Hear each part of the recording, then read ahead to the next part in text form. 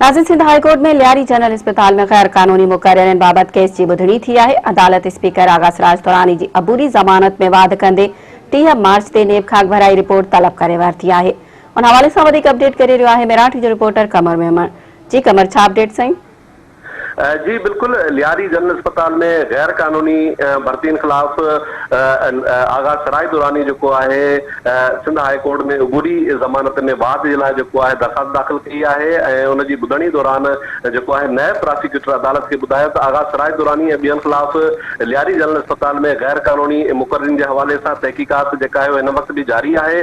अज आगा सिराज दुरानी के नायब ऑफिस में बयान ला तलब किया वियो हो। अदालत ॿुधणी दौरान जो है आगा सिराज दुरानी की अबूरी ज़मानत में 30 मार्च ताईं जो है वो वाद कई, जैसे तो जांच ऑफिसर के केस की अगभराई बाबत रिपोर्ट 30 मार्च से अदालत में पेश करने जो हुकुम ॾिनो। अदालत आगा सिराज दुरानी के जांच में मुकम्मल तावल करने की हिदायत पुण कई। जी कमर,